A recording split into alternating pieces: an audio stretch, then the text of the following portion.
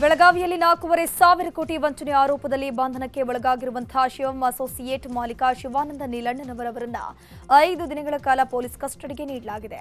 ವಿಚಾರಣೆ ಬಾಕಿ ಇರುವಂತಹ ಹಿನ್ನೆಲೆಯಲ್ಲಿ ನ್ಯಾಯಾಧೀಶರ ಬಳಿ ಕಸ್ಟಡಿಗೆ ನೀಡುವಂತೆ ಪೊಲೀಸರು ಮನವಿಯನ್ನು ಮಾಡಿಕೊಂಡಿದ್ದಾರೆ.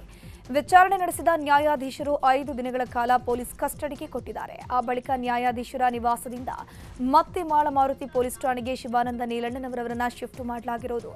ಇನ್ನು ಶಿವಾನಂದ ಕಚೇರಿಯಲ್ಲಿ 2 ಮೂಟೆಗಳಷ್ಟು ದಾಖಲೆಗಳನ್ನು ಸೀಸ್ ಮಾಡಿದ್ದಾರೆ. Laptop, computer, pen drive, mobile ಕೂಡ ಸೀಸ್ ಮಾಡಲಾಗಿದೆ. ಮೈಸೂರಿನ ಚಾಮುಂಡೇಶ್ವರಿ ಕ್ಷೇತ್ರದಲ್ಲಿ ಇವತ್ತು ಜನರೊಂದಿಗೆ ಜನತಾದಳ ಸಮಾವೇಶ ಹಮ್ಮಿಕೊಳ್ಳಲಾಗಿದೆ. ಇಂದು ಬೆಳಗ್ಗೆ 11 ಗಂಟೆಗೆ ಕಾರ್ಯಕ್ರಮ ನಡೆಯಲಿದ್ದು ಕೇಂದ್ರ ಸಚಿವ ಕುಮಾರಸ್ವಾಮಿ ಭಾಗಿಯಾಗಲಿದ್ದಾರೆ. ಕ್ಷೇತ್ರದ ಜೆಡಿಎಸ್ನ ಶಾಸಕ ಜಿಟಿ ದೇವೇಗೌಡ ಕಾರ್ಯಕ್ರಮಕ್ಕೆ ಗೈರಾಗುವಂತ ಸಾಧ್ಯತೆ ಇದೆ. ಸಿಎಂ ಸಿದ್ದರಾಮಯ್ಯ ಅವರಲ್ಲಿ ಜೆಡಿಎಸ್ ಪಕ್ಷ ಶಕ್ತಿ ಪ್ರದರ್ಶನ ಮಾಡಲಿದ್ದು ಕೇಂದ್ರ ಸಚಿವ ಕುಮಾರಸ್ವಾಮಿ ಭಾಷಣದತ್ತ ಎಲ್ಲರ ಚಿತ್ತ ನೆಟ್ಟಿದೆ. ನಮ್ಮ ಅಧ್ಯಕ್ಷರು ಅಶ್ವಿನ್ ರವರ ಮಾರ್ಗದರ್ಶನದಲ್ಲಿ ನಾವೆಲ್ಲ ಕೆಲಸವನ್ನು ಮಾಡ್ತಾ ಇದ್ದೀವಿ. ಒಂದು 35ರಿಂದ 40 ಸಾವಿರ ಜನ ಕಾರ್ಯಕರ್ತರು ನಾಳೆ ಖಂಡಿತವಾಗಿ ಸೇರ್ತಾರೆ.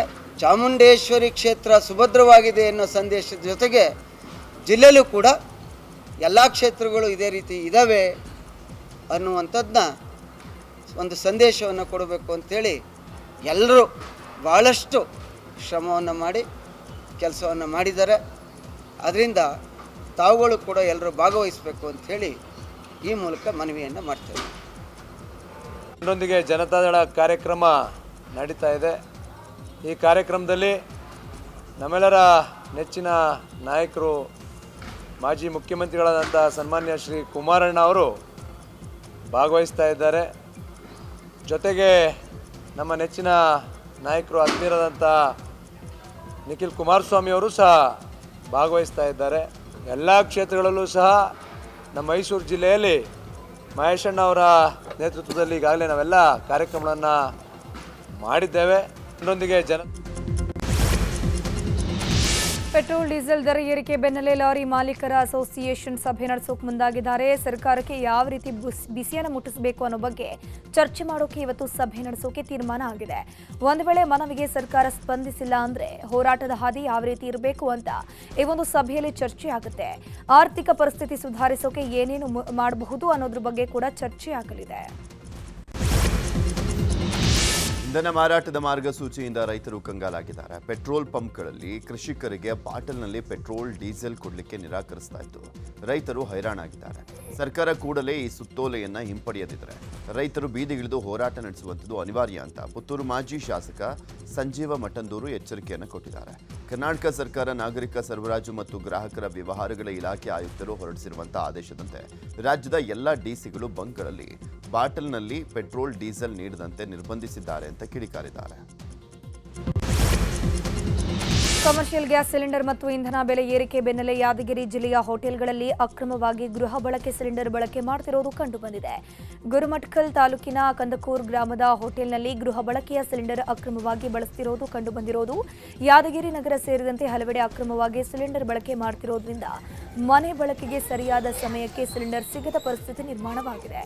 ಸಂಬಂಧಪಟ್ಟ ಅಧಿಕಾರಿಗಳು ಕ್ರಮ ಕೈಗೊಳ್ಳಬೇಕು ಅಂತ ಅಲ್ಲಿನ ಜನರು ಆಗ್ರಹಿಸಿದ್ದಾರೆ.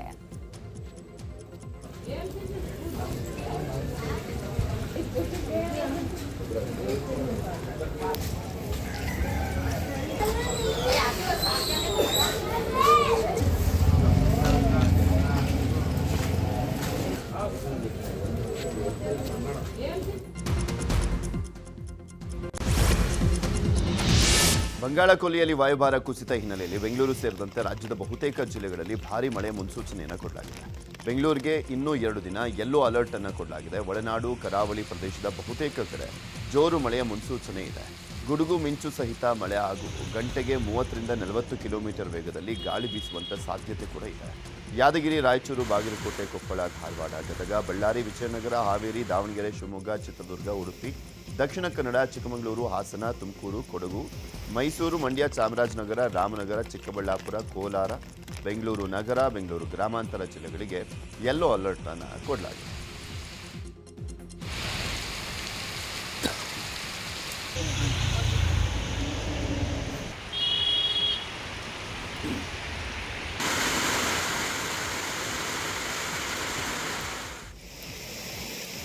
ಹಾವೇರಿ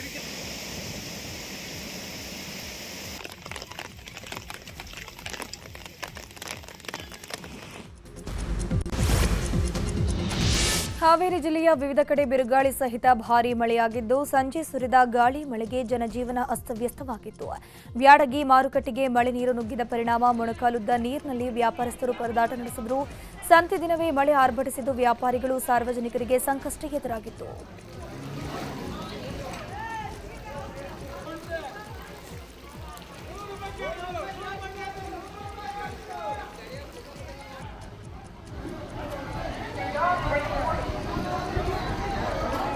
ಭಾರೀ ಮಳೆಯಿಂದಾಗಿ ಚರಂಡಿಯಲ್ಲಿ ನೀರು ತುಂಬಿ ಹಾವೇರಿ ನಗರದ ಪೊಲೀಸ್ ಠಾಣೆಯ ಆವರಣಕ್ಕೂ ಮಳೆಯ ನೀರು ನುಗ್ಗಿತ್ತು.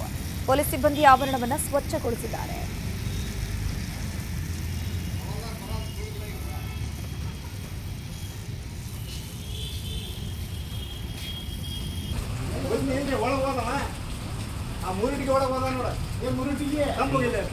ಜಿಲ್ಲೆಯ ಗೋಡಿಹಾಳ ಗ್ರಾಮದಲ್ಲಿ ಮನೆಯ ಮೇಲಿನ ತಗಡು ಹಾರಿ ಹೋಗಿತ್ತು. ಚಿಲ್ಲೂರು ಗ್ರಾಮದಲ್ಲಿ ಸರ್ಕಾರಿ ಶಾಲೆಯ ಆವರಣದಲ್ಲಿದ್ದ ಬೃಹತ್ ಮರ ಮೈಲಾರಪ್ಪ ಅನ್ನೋರ ಮನೆ ಮೇಲೆ ಉರುಳಿ ಬಿದ್ದಿತು. ಶಿಗ್ಗಾವಿ ತಾಲೂಕಿನ ಶಿಡ್ಲಾಪುರ ಗ್ರಾಮದ ಶಾಲೆಯ ಮೇಲ್ಚಾವಣಿಯೂ ಹಾರಿ ಹೋಗಿದೆ. ಮಳೆಯಿಂದಾಗಿ ಹಲವೆಡೆ ವಿದ್ಯುತ್ ವ್ಯತ್ಯಯವಾಗಿದ್ದು ಸಂಚಾರಕ್ಕೂ ಅಡಚಣೆಯಾಗಿದೆ.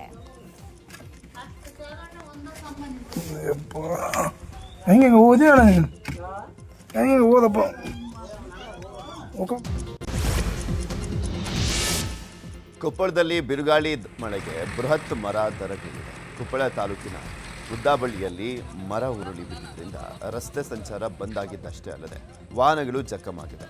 ಜೆಸಿಬಿಯಿಂದ ಮರ ತೆರವು ಕಾರ್ಯಾಚರಣೆ ಮಾಡಲಾಗಿದೆ.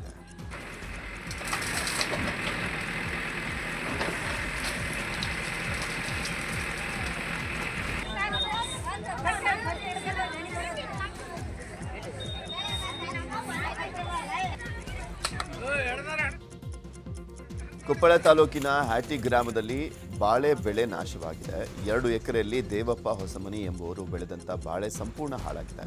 ಮತ್ತೊಂದು ಕಡೆ ಬಿ ಹೊಸಹಳ್ಳಿ ಗ್ರಾಮದಲ್ಲೂ ಬಾಳೆ ಬೆಳೆ ನೆಲಕಚ್ಚಿದೆ. ಹುಲಿಗೆಬ್ಬ ನಿಂಗಪ್ಪ ಇಟಗಿ ಎನ್ನುವರಿಗೆ ಸೇರಿದಂತ ಬಾಳೆ ತೋಟ ನಾಶವಾಗಿದೆ. 3 ಎಕರೆ ಪ್ರದೇಶದಲ್ಲಿ ಬೆಳೆದಿದ್ದಂಥ ಬಾಳೆ ಬೆಳೆ ನಾಶ ಆಗಿದೆ. ಪೂರ್ವ ಮುಂಗಾರು ಮಳೆಗೆ ರೈತರ ಬದುಕು ಬೀದಿ ಪಾಲಾಗಿದೆ. ಆರ್ಟ್ ಆಫ್ ಲಿವಿಂಗ್ ಬಳಿ ಸ್ಫೋಟಕ ಪತ್ತೆ ಪ್ರಕರಣ ತನಿಖೆ ಚುರುಕುಗೊಂಡಿದೆ. ಈಗಾಗಲೇ ಶಂಕಿತ ವ್ಯಕ್ತಿ ಲೋಹಿತ್ನ ಬಾಡಿ ವಾರೆಂಟ್ ಮೇಲೆ ಕಗ್ಗಲೀಪುರ ಪೊಲೀಸರು ಕಸ್ಟಡಿಗೆ ಪಡ್ಕೊಂಡು ವಿಚಾರಣೆಯನ್ನು ಮುಂದುವರೆಸಿದ್ದಾರೆ. 2 ದಿನಗಳ ಕಾಲ ವಿಚಾರಣೆಯನ್ನ ಮಾಡಿ ಪೊಲೀಸರು ಹೇಳಿಕೆ ದಾಖಲಿಸಿಕೊಂಡಿದ್ದು ಸ್ಫೋಟಕಗಳ ಪತ್ತೆಗೂ ಲೋಹಿತ್ಗೂ ಸಂಬಂಧ ಇಲ್ಲ ಅನ್ನೋ ನಿರ್ಧಾರಕ್ಕೆ ಬಂದಿದ್ದಾರೆ.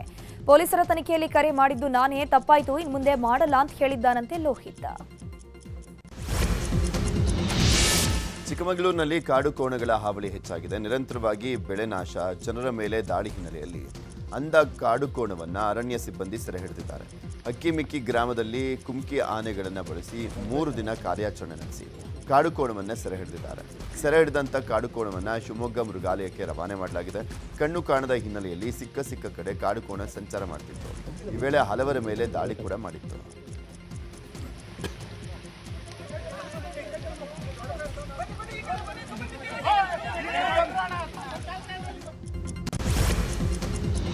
ಮುಸ್ಲಿಂ ವಿದ್ಯಾರ್ಥಿನಿಯರಿಗೆ ಹಿಜಾಬ್ ಧರಿಸೋಕೆ ಅವಕಾಶ ನೀಡಿರೋ ವಿಚಾರ ಸದ್ಯಕ್ಕೆ ರಾಜ್ಯದಲ್ಲಿ ಭಾರೀ ಸದ್ದು ಮಾಡ್ತಾ ಇದೆ. ಇದನ್ನು ಟೀಕಿಸಿದ ಬಿಜೆಪಿ ನಾಯಕರ ವಿರುದ್ಧ ಸಚಿವ ಸತೀಶ್ ಜಾರಕಿಹೊಳಿ ವಾಗ್ದಾಳಿ ನಡೆಸಿದ್ದಾರೆ. ಚಿಕ್ಕೋಡಿಯಲ್ಲಿ ಮಾತನಾಡಿರುವಂತಹ ಅವರು, ಬಿಜೆಪಿಗೆ ಹಿಜಾಬ್, ಹಲಾಲ್, ಪಾಕಿಸ್ತಾನ ಬಿಟ್ಟರೆ ಬೇರೆ ವಿಷಯ ಗೊತ್ತಿಲ್ಲ. ಬಿಜೆಪಿ ನಾಯಕರು ದೇಶದ ಅಭಿವೃದ್ಧಿ ಬಗ್ಗೆ ಎಂದಿಗೂ ಯೋಚನೆ ಮಾಡೋದಿಲ್ಲ. ಬದಲಾಗಿ ವೈಯಕ್ತಿಕ ವಿಚಾರಗಳನ್ನು ರಾಷ್ಟ್ರ ಮಟ್ಟಕ್ಕೆ ತೆಗೆದುಕೊಂಡು ಹೋಗಿ ರಾಜಕಾರಣ ಮಾಡೋ ಪ್ರಯತ್ನ ಮಾಡ್ತಾರೆ. ಇದು ಒಳ್ಳೆಯ ಬೆಳವಣಿಗೆಯಲ್ಲ ಅಂತ ಕಿಡಿಕಾರಿದರು. ಅವ್ರು ವಿರೋಧ ಮಾಡೋಲ್ಲ, ಮತ್ತು ಅವ್ರ ಕೆಲಸ ಏನು ಅದೇ ಅವ್ರದ ವಿರೋಧ. ಹಿಜಾಬು, ಹಲಾಲ್ ಕಟ್ಟು, ಗೋಮಾಂಸ, ಪಾಕಿಸ್ತಾನ ಈ ಬಿಟ್ಟರೆ ಬೇರೆ 5ನೇ ಶಬ್ದ ಇಲ್ಲ. ಇವನೇ ಸುತ್ತಾಕ್ಬೇಕು ಅವರು. ಇದರಿಂದ ದೇಶಕ್ಕೆ ಡೆವಲಪ್ಮೆಂಟ್ಗಾಗಲಿ ಸಂಬಂಧಪಟ್ಟದ್ದು ಅಲ್ಲಿದೆ. ಅದು ಇಂಡಿವಿಜುವಲ್ ವಿಚಾರ.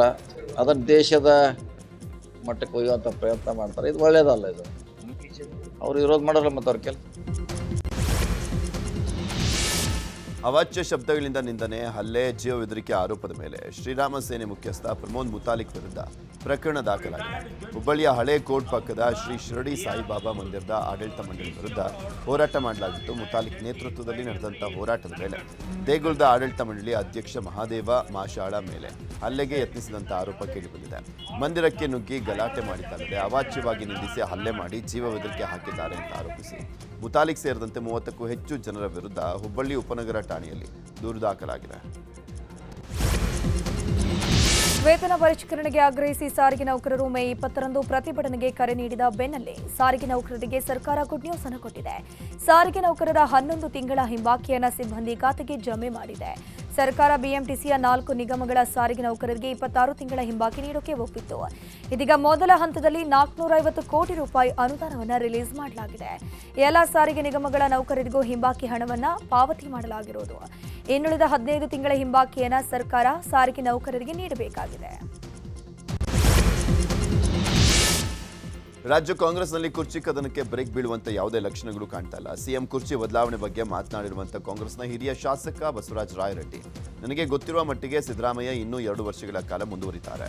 ಸಿಎಂ ಸ್ಥಾನ ಬದಲಾವಣೆ ಮಾಡಬೇಕಂದ್ರೆ ಪಕ್ಷದ ವರಿಷ್ಠರು ಶಾಸಕರ ಸಭೆ ಕರೆಯಬೇಕು. ಮೇ 30ರ ಒಳಗಾಗಿ ಸಂಪುಟ ಪುನರ್ರಚನೆ ಅಥವಾ ವಿಸ್ತರಣೆ ಮಾಡಬಹುದು ಅಂತ ತಿಳಿದುಕೊಂಡಿದ್ದೇನೆ ಅಂತ ಹೇಳಿದರು. ನನಗೆ ಗೊತ್ತಿರೋ ಮಟ್ಟಿಗೆ ಸಿದ್ದರಾಮಯ್ಯನವರು ಇನ್ನು 2 ವರ್ಷಗಳ ಕಾಲ ಮುಖ್ಯಮಂತ್ರಿಗಳಾಗಿ ಇರ್ತಾರಂತ ನನ್ನ ನಂಬಿಕೆ. ಪಕ್ಷದ ವರಿಷ್ಠರು ಬದಲಾವಣೆ ಮಾಡಬೇಕು ಅಂದರೆ ಶಾಸಕರ ಸಭೆ ಕರೀಬೇಕಾಗಿದೆ. ಶಾಸಕಾಂಗ ಪಕ್ಷದ ಸಭೆ ಕರೆದು ವಿಚಾರ ತಿಳ್ಕೊಂಡು ಅವ್ರು ತೀರ್ಮಾನ ಮಾಡ್ತಾರೆ. ಯಾರು ಇದು ಆ ಪರಿಸ್ಥಿತಿ ಉದ್ಭವಿಸೋದಿಲ್ಲ. ಈಗ ನನಗೆ ಗೊತ್ತಿರೋ ಮಟ್ಟಿಗೆ ಮುಖ್ಯಮಂತ್ರಿಗಳು ಈ ಕೇರಳ ಚೀಫ್ ಮಿನಿಸ್ಟರ್ ಓತು ನಾಳೆ ಎದೆ ಕಾಣುತ್ತೆ ಮುಗಿದ ಮೇಲೆ ಮತ್ತೆ ಅಲ್ಲಿ ರಾಹುಲ್ ಗಾಂಧಿಯವರು ಬಂದಿರ್ತಾರೆ. ಅವ್ರ ಜೊತೆಗೆ ಚರ್ಚೆ ಮಾಡಿ ಡೇಟನ್ನು ತೆಗೆದುಕೊಂಡು ಹೋಗಿ ಬಹುತೇಕ ಮೇ 30ರೊಳಗಾಗಿ ಎಕ್ಸ್ಪ್ಯಾನ್ಷನ್ ರೀಸಫಲ್ಲು ಅಥವಾ ಎಕ್ಸ್ಪ್ಯಾನ್ಷನ್ ವಾಟ್ ಎವರ್ ಮಾಡಬಹುದು ಅಂತ ನಾನು ತಿಳ್ಕೊಂಡಿದ್ದೇನೆ. ತುಮಕೂರು ಸಾಧನಾ ಸಮಾವೇಶ ಬಳಿಕ ಅದೃಷ್ಟ ಯಾರಿಗೆ ಬರುತ್ತೆ ಅಂತ ಕಾದು ನೋಡಬೇಕು ಅಂತ ಸಚಿವ ಸಂತೋಷ್ ಲಾಡ್ ಹೇಳಿದ್ದಾರೆ. ಖಂಡಿತವಾಗಿ ಬದಲಾವಣೆಗಳು ಆಗುತ್ತೆ ಅನ್ನುವಂಥ ಸಾಧ್ಯತೆ ಕಂಡು ಬರ್ತಾ ಇದೆ. ಏನೇ ಬದಲಾವಣೆಗಳಿದ್ರೂ ಕೂಡ ನಮ್ಮ ಹೈಕಮಾಂಡ್ ಹಾಗೂ ಸಿಎಂ ಸಿದ್ದರಾಮಯ್ಯನವರಿಗೆ ಬಿಟ್ಟ ವಿಚಾರ. ಪುನರ್ರಚನೆ ಆಗುವ ಸಾಧ್ಯತೆ ಮೇಲ್ನೋಟಕ್ಕೆ ಕಂಡು ಬರ್ತಾ ಇದೆ ಅಂತ ಸಂಪುಟ ಬದಲಾಗುವ ಬಗ್ಗೆ ಸುಳಿವನ್ನು ಕೊಟ್ಟಿದ್ದಾರೆ.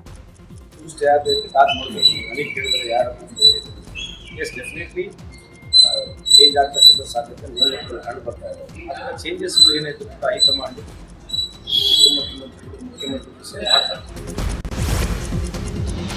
ಸಿಎಂ ಸಿದ್ದರಾಮಯ್ಯ ಹಾಗೂ ಡಿಸಿಎಂ ಡಿಕೆ ಶಿವಕುಮಾರ್ ವಿರುದ್ಧ ಮಾಜಿ ಪ್ರಧಾನಿ ಎಚ್ಡಿ ದೇವೇಗೌಡರು ಕಿಡಿಕಾರಿದ್ದಾರೆ. ಬೆಂಗಳೂರಿನಲ್ಲಿ ಮಾತನಾಡಿರುವಂತಹ ಎಚ್ಡಿಡಿ, ಜನರ ಮುಂದೆ ಡಿಕೆ ಶಿವಕುಮಾರ್ ಮನೋರಂಜನೆ ಮಾಡ್ತಿದ್ದಾರೆ. ಬಿಡದಿಯ ರೈತರು ಕಣ್ಣೀರಿನಲ್ಲಿ ಕೈ ತೊಳೆಯುವಂತಾಗಿದೆ. ಅಲ್ಲದೆ ಬರ್ತ್ಡೇ ದಿನ ಅಧಿಕಾರ ಹಸ್ತಾಂತರ ಆಗೋಯ್ತು ಅಂತ ಸಂಭ್ರಮಿಸುತ್ತಿದ್ದಾರೆ. ಸಿದ್ದರಾಮಯ್ಯನವರೇ ಬೆಂಗಳೂರು ಹೊಣೆ ಹೊತ್ತಿರುವವರ ಒತ್ತಡಕ್ಕೆ ಮಣಿದು ಜನರ ಸಮಸ್ಯೆ ಕೇಳ್ತಿಲ್ಲ ಅಂತ ಸಿಎಂ ವಿರುದ್ಧವೂ ಗುಡುಗಿದ್ರು. ನೋಡಿ ಹೇಳಿ ದೇವೇಗೌಡರು ಹತ್ತು ಬಿಡ್ತಾರೆ ಒಂದೊಂದ್ಸರಿ ಸಭೆಯಲ್ಲಿ ಅಂತ ಕೆಲವರು ಹಿಂದೆ ವ್ಯಂಗ್ಯ ಮಾಡ್ತಾ ಇದ್ರು. ಇವತ್ತು ನಗ್ತಾ ಇದ್ರು.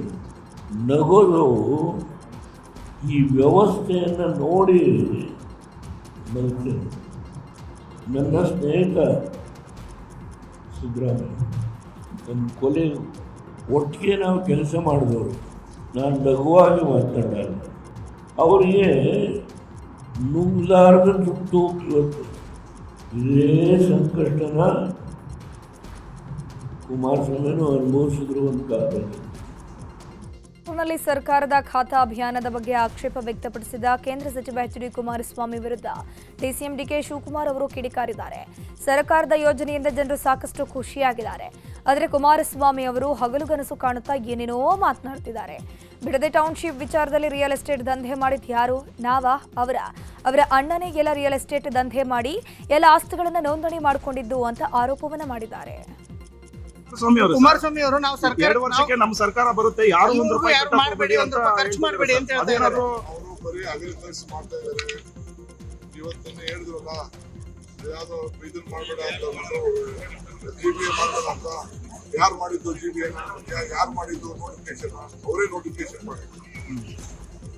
ಈಗ ರಿಯಲ್ ಎಸ್ಟೇಟ್ ದಂಧೆ ಯಾರು ಮಾಡಿದ್ದು? ಅವ್ರ ಅಣ್ಣನೇ ಎಲ್ಲ ರಿಯಲ್ ಎಸ್ಟೇಟ್ ದಂಧೆನ ಕಂಪ್ಲೀಟ್ PRR ರೋಡ್ಗೆ ರಿಜಿಸ್ಟರ್ ಮಾಡ್ಕೊಂಡು, ಈಗ ಕೇಳಿ ದೊಡ್ಡ ಗುಬ್ಬಿ ಚಿಕ್ಕ ಗುಬ್ಬಿ ಈ ರೋಡಲ್ಲೆಲ್ಲ ಕೇಳಿ ಎಲ್ಲ ಆಸ್ತಿಗಳನ್ನೆಲ್ಲ ಎದುರಿಸಿ ರಿಜಿಸ್ಟರ್ ಮಾಡ್ಕೊಂಡು 7-8 ಲಕ್ಷ ರೂಪಾಯಿ ರಿಜಿಸ್ಟರ್ ಮಾಡ್ಕೊಂಡು ಈಗ 25 ಕೋಟಿ 30 ಕೋಟಿ 50 ಕೋಟಿ ಆಸ್ತಿ. ಇವತ್ತೇನಾದ್ರು ಮಾಡಿದ್ರೆ ನೀಟ್ ಬದಲು ಕರ್ನಾಟಕದಲ್ಲಿರುವಂಥ ಸಾಮಾನ್ಯ ಪ್ರವೇಶ ಪರೀಕ್ಷೆ ಮಾದರಿ ಅನುಸರಿಸಲಿಕ್ಕೆ ಕೇಂದ್ರ ಸರ್ಕಾರಕ್ಕೆ ವೈದ್ಯಕೀಯ ಶಿಕ್ಷಣ ಸಚಿವ ಡಾಕ್ಟರ್ ಶರಣ್ ಪ್ರಕಾಶ್ ಪಾಟೀಲ್ ಆಗ್ರಹಿಸಿದ್ದಾರೆ. ಈ ಬಗ್ಗೆ ಹಲವಾರು ಬಾರಿ ಮನವಿ ಮಾಡಿದ್ದೇವೆ, ಆದರೂ ಕೂಡ ಕೇಂದ್ರ ಸರ್ಕಾರ ಗಮನ ವಹಿಸಿಲ್ಲ ಅಂತ ಅಸಮಾಧಾನವನ್ನು ವ್ಯಕ್ತಪಡಿಸಿದ್ದಾರೆ. ಪ್ರತಿ ವರ್ಷವೂ ಕೂಡ ನೀಟ್ ವೇಳೆ ಗೊಂದಲಗಳು ಆಗ್ತಲೇ ಇದ್ದಾವೆ. ಈ ಬಾರಿ ಆಗಿರುವಂಥ ಅನಾಹುತಕ್ಕೆ ಸಂಬಂಧಪಟ್ಟಂತ ಸಚಿವರು ರಾಜೀನಾಮೆ ನೀಡಬೇಕು, ನ್ಯಾಯಾಲಯದ ನಿರ್ದೇಶನದಲ್ಲಿಯೇ ತನಿಖೆ ನಡೆಯಬೇಕು ಅಂತ ಒತ್ತಾಯವನ್ನು ಮಾಡಿದ್ದಾರೆ. ಕೌನ್ಸಿಲಿಂಗ್ ಅಲ್ಲೇ ಸ್ಕ್ಯೂಡ್ ಯಾಕೆ ಆಗ್ತಾ ಇದೆ ಅಂದ್ರೆ ಅವರು they are giving time line, ಅವ್ರ ಟೈಮ್ ಲೈನ್ ಕೊಟ್ಟಾಗೆ ನಾವು ಕೌನ್ಸಿಲಿಂಗ್ ಮಾಡಬೇಕು. ಅಂದ್ರೆ CET ಇದು ಆದ್ಮೇಲೆನೆ ನಾವು ಕಾಮನ್ ಅಲಾಟ್ಮೆಂಟ್ ಅಂದ್ರೆ ಇಂಜಿನಿಯರಿಂಗ್ ಕಾಲೇಜ್ ಮೆಡಿಕಲ್ ಆಸ್ಪಿರೆಂಟ್ ಇರೋರು, ಹೈ ಸ್ಕೋರ್ ಇರೋರು ಈಗ ಇಲ್ಲಿ ಆಗಿಲ್ಲ. ಮೊದಲೆಲ್ಲ ಆದ್ರೆ ಅಲ್ಲಿ ಒಳ್ಳೆ ಕಾಲೇಜಲ್ಲಿ ಸೀಟ್ ತಗೊಳ್ತಾರೆ, ಆಮೇಲೆ ಇಲ್ಲಿ ಮೆಡಿಕಲ್ ಸೀಟ್ ಬಂದ್ಮೇಲೆ ಈ ಕಡೆ ಬರ್ತಾರೆ, ಮತ್ತೆ ವಾಪಸ್ ಮೆರಿಟೋರಿಯಸ್ ಸ್ಟೂಡೆಂಟ್ಸ್ಗೆ ಅವಕಾಶ ತಪ್ಪು. ಇನ್ನು ರಾಜ್ಯದಲ್ಲಿ ಮೆಡಿಕಲ್ ಸೀಟು ಲಭ್ಯತೆ ಹೆಚ್ಚಾಗಿದ್ದು ವೈದ್ಯಕೀಯ ಕ್ಷೇತ್ರದಲ್ಲಿ ಸಾಧನೆ ಮಾಡಲಿಕ್ಕೆ ಬಯಸುವಂತವರಿಗೆ ಸುವರ್ಣ ಅವಕಾಶ ಲಭಿಸಲಿದೆ. ರಾಜ್ಯಕ್ಕೆ ಹೆಚ್ಚುವರಿ 1122 ಸೀಟುಗಳು ದೊರೆಯಲಿದೆ ಅಂತ ವೈದ್ಯಕೀಯ ಶಿಕ್ಷಣ ಮತ್ತು ಕೌಶಲ್ಯಾಭಿವೃದ್ಧಿ ಸಚಿವ ಶರಣ ಪ್ರಕಾಶ್ ಪಾಟೀಲ್ ತಿಳಿಸಿದ್ದಾರೆ. ರಾಯಚೂರು ಜಿಲ್ಲಾ ಉಸ್ತುವಾರಿ ಸಚಿವರಾದಂಥ ಶರಣ ಪ್ರಕಾಶ್ ಪಾಟೀಲ್ ಮಾತನಾಡಿ, ವೈದ್ಯಕೀಯ ಕ್ಷೇತ್ರದಲ್ಲಿ ಸಾಧನೆ ಮಾಡುವಂಥವರಿಗೆ ಅತಿ ಹೆಚ್ಚು ಸಾಧನೆ ಮಾಡಲಿಕ್ಕೆ ಕರ್ನಾಟಕದಲ್ಲಿ ಈಗ ವಿಫಲ ಅವಕಾಶಗಳಿದ್ದಾವೆ, ದೊರೀತಾ ಇದೆ. ಇದನ್ನು ಸದುಪಯೋಗ ಮಾಡಿಕೊಳ್ಬೇಕು ಅಂತ ಹೇಳಿದ್ರು ಸಚಿವರು. ನೀಟ್ ಅಕ್ರಮದಲ್ಲಿ ಪ್ರಮುಖ ಆರೋಪಿ RSS ಎನ್ನುವ ವಿಚಾರಕ್ಕೆ ಆನೇಕಲ್ನಲ್ಲಿ ಸಚಿವ ಜಮೀರ್ ಅಹಮದ್ ಖಾನ್ ಪ್ರತಿಕ್ರಿಯೆ ಕೊಟ್ಟಿದ್ದಾರೆ. ಬಿಜೆಪಿಯವರು ಹಿಂದೂ ಮುಸ್ಲಿಂ ಅಂತ ಹೋಗಿ ಮತ ಕೇಳ್ತಾರೆ. ಕಾಂಗ್ರೆಸ್ ಮತ್ತು ಬಿಜೆಪಿ ಪಕ್ಷದ ಇತಿಹಾಸ ತೆಗೆಯಲಿ. ಕಾಂಗ್ರೆಸ್ ಪಕ್ಷ ಮಾಡಿರೋ ಸಾಧನೆಯನ್ನು ಮುಂದಿಟ್ಟು ಮತ ಕೇಳುತ್ತೆ, ಆದರೆ ಬಿಜೆಪಿಗರು ಹಾಗಲ್ಲ ಅಂತ ಕಿಡಿಕಾರಿದ್ರು. ಇತಿಹಾಸ ತೆಗೀರಿ, ಕಾಂಗ್ರೆಸ್ ಪಕ್ಷದ ಇತಿಹಾಸ ತೆಗೀರಿ, ನೀವು ಬಿಜೆಪಿ ಪಕ್ಷದ ಇತಿಹಾಸ ತೆಗೀರಿ. ಕಾಂಗ್ರೆಸ್ ಪಕ್ಷ ಚುನಾವಣೆ ಮಧ್ಯದಲ್ಲಿ ಜನಗಳ ಮಧ್ಯದಲ್ಲಿ ಹೋಗಿ ಓಟ್ ಕೇಳಕ್ಕೆ ಹೋದರೆ ನಮ್ಮ ಸಾಧನೆಯನ್ನು ತೋರಿಸಿ ನಾವು ಮತ ಕೇಳ್ತೀವಿ. ನಮ್ಮ ಸರ್ಕಾರ ಇತ್ತು, ಇಂಥ ಭಾಗ್ಯಗಳು ಕೊಟ್ಟಿದ್ದೀವಿ, ಇಂಥ ಕಾರ್ಯಕ್ರಮಗಳನ್ನ ಕೊಟ್ಟಿದ್ದೀವಿ, ನಮ್ಮ ಮುಂದೆ ನಮ್ಮ ಸರ್ಕಾರ ಬಂದರೆ ಈ 5 ಗ್ಯಾರಂಟಿಗಳು ಕೊಡ್ತೀವಿ ಅಂತ ನಮ್ಮ ಸಾಧನೆಯನ್ನು ಮುಂದೆ ಏನು ಮಾಡ್ತೀವಿ ಅನ್ನೋದು ತೋರಿಸಿ ನಾವು ಮತ ಕೇಳ್ತೀವಿ. BJP ಎಂದನ ಸಾಧನೆ ಅವ್ರು ತೋರಿಸಿದಾರಾ? ಸಾಧನೆ ಏನಿಗಂದ್ರೆ 0 ಸಾಧನೆ ಏನೇನೂ ಇಲ್ಲ ಅವ್ರಿಗೆ. ಬರೀ ಹಿಂದೂ ಮುಸಲ್ಮಾನ್ ಅವ ಯಾವ ಹಿಂದೂನೂ ಬೇಕಾಗಿಲ್ಲ, ಯಾವ ಮುಸಲ್ಮಾನೂ ಬೇಕಾಗಿಲ್ಲ, ಅವ್ರು ಬೇಕಾಗಿರೋದು ಅಧಿಕಾರ, ಕುರ್ಚಿ, ಒಂದು ಇತಿಹಾಸ. ಹಾಸನ ಜಿಲ್ಲೆ ಬೇಲೂರು ಪಟ್ಟಣದ ಹೊಳೆಬೀದಿಯಲ್ಲಿ ದಿಢೀರ್ ಬೆಂಕಿಯಿಂದ ಬಟ್ಟೆ ಅಂಗಡಿ ಧಗಧಗಿಸಿದ್ದಾರೆ. ಸಂತೋಷ್ ಎಂಬುವರಿಗೆ ಸೇರಿದಂಥ ಶಿಲ್ಪಾ ಟ್ರೇಡಿಂಗ್ ಕಂಪನಿಯ ಬಟ್ಟೆ ಅಂಗಡಿಯಲ್ಲಿ ಅಗ್ನಿ ಅವಘಡ ಸಂಭವಿಸಿದ ಕ್ಷಣ ಮಾತ್ರದಲ್ಲಿ ಲಕ್ಷಾಂತರ ರೂಪಾಯಿ ಮೌಲ್ಯದ ಬಟ್ಟೆಗಳು ಬೆಂಕಿಗೆ ಆಹುತಿಯಾಗಿದೆ. ಶಾರ್ಟ್ ಸರ್ಕ್ಯೂಟ್ನಿಂದ ಬೆಂಕಿ ಕಾಣಿಸಿಕೊಂಡಿರುವಂಥ ಶಂಕೆ ವ್ಯಕ್ತವಾಗಿದೆ. ಬೆಂಕಿ ಬೇರೆಡೆಗೆ ವ್ಯಾಪಿಸದಂತೆ ತಡೆಯಲಿಕ್ಕೆ ಸಿಬ್ಬಂದಿಯ ಹರಸಾಹಸ ಪಟ್ಟಿದೆ. ಅಪಾರ ಪ್ರಮಾಣದ ನಷ್ಟದಿಂದ ಬಟ್ಟೆ ಅಂಗಡಿ ಮಾಲೀಕರು ಸಂಕಷ್ಟಕ್ಕೆ ಸಿಕ್ಕಾಕೊಂಡರು. ಬಾಗಲಕೋಟೆ ಜಿಲ್ಲೆಯ ಕಲಾದಗಿ ಗ್ರಾಮದ ಗುರುಲಿಂಗೇಶ್ವರ ಪದವಿ ಪೂರ್ವ ಕಾಲೇಜಿನಲ್ಲಿ ಅಗ್ನಿ ಅವಘಡ ಸಂಭವಿಸಿದೆ. ಶಾರ್ಟ್ ಸರ್ಕ್ಯೂಟ್ನಿಂದಾಗಿ ಉಪನ್ಯಾಸಕರ ಕೊಠಡಿಯ ಪರಿಕರಗಳು ಸುಟ್ಟು ಭಸ್ಮವಾಗಿದೆ. ಅಗ್ನಿಶಾಮಕ ಸಿಬ್ಬಂದಿ ಬೆಂಕಿಯನ್ನು ನಂದಿಸಿದ್ದಾರೆ. ಮಂಡ್ಯದ ಪಾಂಡವಪುರದಲ್ಲಿ ಭಾರೀ ಗಾಂಜಾ ದಂಧೆ ಬಯಲಾಗಿದೆ. ಗಾರೆ ಕೆಲಸ ಮಾಡ್ತಿದ್ದವರು ಗಾಂಜಾ ವ್ಯಾಪಾರ ಮಾಡಿ ಪೊಲೀಸರಿಗೆ ಸಿಕ್ಕಿಬಿದ್ದಿದ್ದಾರೆ. ಪಾಂಡವಪುರದ ಶಾಂತಿನಗರ ನಿವಾಸಿಗಳಾದ ಶ್ರೇಯಸ್, ಶಶಿಕುಮಾರ್, ಮಂಜುನಾಥ್, ಅರುಣ್ ಕುಮಾರ್ ಮತ್ತು ವಿಜಯ್ ಕುಮಾರ್ ಬಂಧಿತರು. ಇವರು ವೃತ್ತಿಯಲ್ಲಿ ಗಾರೆ ಕೆಲಸವನ್ನ ಮಾಡ್ತಾ ಇದ್ರು. ಆದರೆ ಇತ್ತೀಚೆಗೆ ಈ 5 ಕೂಡ ಗಾರೆ ಕೆಲಸ ಬಿಟ್ಟು ಕಾರ್ನಲ್ಲಿ ಊರು ಸುತ್ತುತ್ತಾ ಶೋಕಿ ಮಾಡಿಕೊಂಡಿದ್ರು. ಇವರ ಆಕ್ಟಿವಿಟೀಸ್ ಬಗ್ಗೆ ಅನುಮಾನಗೊಂಡ ಕೆಲವರು ಪಾಂಡವಪುರ ಪೊಲೀಸರಿಗೆ ಮಾಹಿತಿಯನ್ನು ಕೊಟ್ಟಿದ್ರು. ಇದೇ ಜಾಡು ಹಿಡಿದು ಹೊರಟಂತಹ ಪೊಲೀಸರು ಪಾಂಡವಪುರದ ಕುಂತಿ ಬೆಟ್ಟದ ಬಳಿ ಇವರನ್ನು ವಶಕ್ಕೆ ಪಡೆದು ಕಾರು ಪರಿಶೀಲನೆ ಮಾಡಿದಾಗ ಸುಮಾರು 10 ಲಕ್ಷ ಮೌಲ್ಯದ 20 ಕೆಜಿ ತೂಕದ ಗಾಂಜಾ ಮಾಲು ಪತ್ತೆಯಾಗಿದೆ. ಬಾಧಿತರಿಗೆ ಒಡಿಶಾ ರಾಜ್ಯದ ಲಿಂಕ್ ಇದ್ದು ಅಲ್ಲಿನ ಗಾಂಜಾ ತಂದು ಸ್ಥಳೀಯವಾಗಿ ಮಾರಾಟ ಮಾಡುತ್ತಿದ್ದ ಬಗ್ಗೆ ಪೊಲೀಸರು ಮಾಹಿತಿಯನ್ನು ಕಲೆ ಹಾಕಿದ್ದಾರೆ. ಬೆಂಗಳೂರಿನ ಜಯಜಯನಗರದಲ್ಲಿ ಪತಿ ಪತ್ನಿ ಕಲಹ ಪೊಲೀಸ್ ಠಾಣೆ ಮೆಟ್ಟಿಲೇರಿದ್ದು ಠಾಣೆಯಲ್ಲೂ ಕೂಡ ಹೈಡ್ರಾಮಾ ನಡೆದಿದೆ. ಪತ್ನಿ ಕುಟುಂಬದವರಿಂದ ಪತಿ ಮೇಲೆ ಹಲ್ಲೆ ನಡೆದಿರುವಂತಹ ಆರೋಪ ಕೇಳಿಬಂದಿದೆ. ಜೊತೆಗೆ ಪೊಲೀಸ್ ಸಿಬ್ಬಂದಿ ಕೂಡ ಹಲ್ಲೆ ಮಾಡಿದ್ದಾರೆ ಅಂತ ಪತ್ನಿ ಬರ್ಕತ್ ಪಾಷಾ ಆರೋಪವನ್ನು ಮಾಡಿದ್ದಾರೆ.